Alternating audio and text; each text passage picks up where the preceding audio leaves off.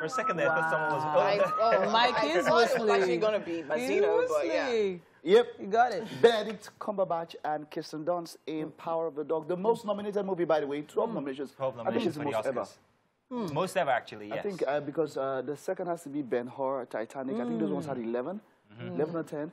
There's Ben-Hur. I think Titanic has picked the most out of his nomination. We're looking at the percentile. Let's tell them what we're talking about. But of course, we're talking about the Oscars. Thank you very much. Oscar 2022 nominations. And the event is going to be on the 27th of March.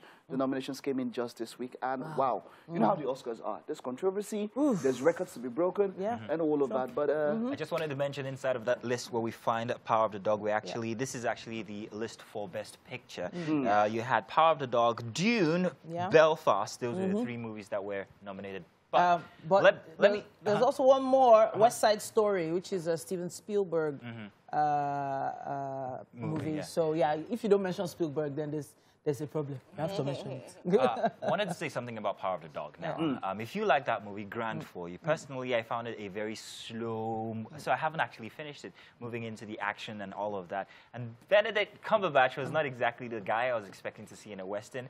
There's something about me in Western accents, that Western drawer. If you don't get it right, I'm like, oh, I can't see this movie. Okay. But I'm expecting that it's going to be a good one. what are you talking about, man? You didn't get it right, so I wouldn't be seeing your movie. But then someone to go to Dubai and come back after 1 week with America last year.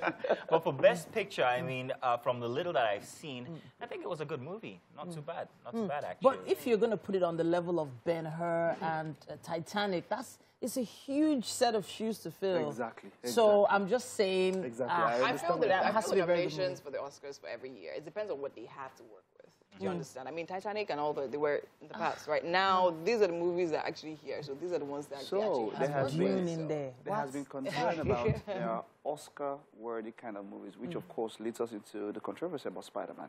I think the Spider-Man No Way Home is one of the best action movies when it comes to other parts of movies that were not action. How do I display it? I mean, the emotional part and all of that.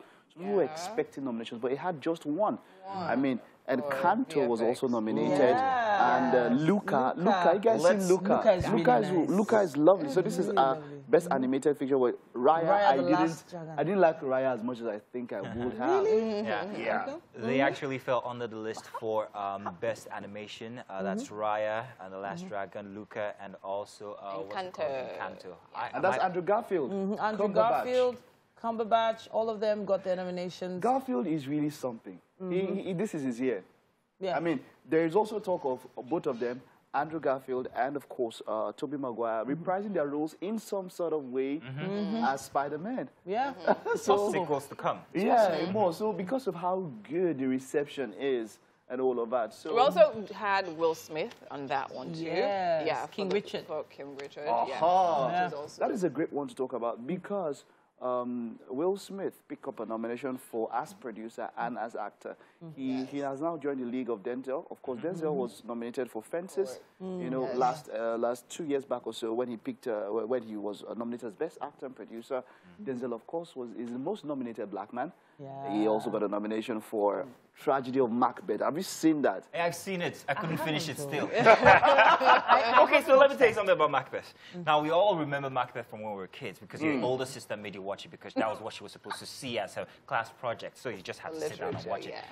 Always a very traumatic experience. So when I heard that it was going to be Denzel, I thought, okay, finally something to see because you know, No. But none of that. Totally different kind of guy here, slow, old English style type thing. So it was still traumatic for me. But he's a fantastic That's classic theatre. I know, I agree He gave you classic theatre. It was, it was. So it has its own fans. And those fans have a very loud voice. That has been the talk.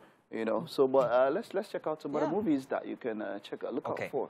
So inside of that list, I'm looking for my list right now for the movies. You know, the interesting thing is when the nominations come out, that many people just go out to go and watch these movies. Yes, we have Don't Look Up, which is one that I was looking forward to hearing about. Leonardo Dicaprio And you guys, you've seen all that movie? It was a star-studded movie. There was Kate Blanchett in it. Yes. Crazy. Of course, to be honest, they said this particular movie was actually was done after the kind of a particular American president that I would not be mentioning. Yes. You can say And Trump. I saw it. So we saw like a female. I didn't say it. Female Trump. Yes. That's what we had. We saw the red hat he was wearing, the way he did his speeches. It was. It was a laugh. It was really fun. Can we take a look at the trailer for just a bit? Yeah. Can we do that? But what do you want to look at? Let's look at another one. We're not talking about it. Nightmare Alley, right? Are you Wow. a true medium? Wow. So this is Guillermo del Toro, and you know what Guillermo del Toro brings to the game, and this is one to really look out for. I feel like it might pick one or two votes today. It's colorful in such a very wonderful way. You know, I can still feel that thing, and it's intriguing, I must say. So yeah, this is one to watch out for. It's a period piece. As you can see, the costuming, the lighting, it's gritty. You guys then get suited. I love the shots. Do you see the quality of those? Do you see the quality of those suits, man? Like, you know, and that is why one very important category is costuming and all of that, which you know, it shows you that, look, the Oscars, as much as it's not as diversified as we might expect, but they tend to always try to reach out into parts that you don't think. Let me correct you there. Costume. Costuming is under a department. It's called the arts direction. Yes, so your certificate is working. She's going to school. She's going to school. Oscar monitor. Why we worship her? Oscar monitor. Let's do a break. We'll be back.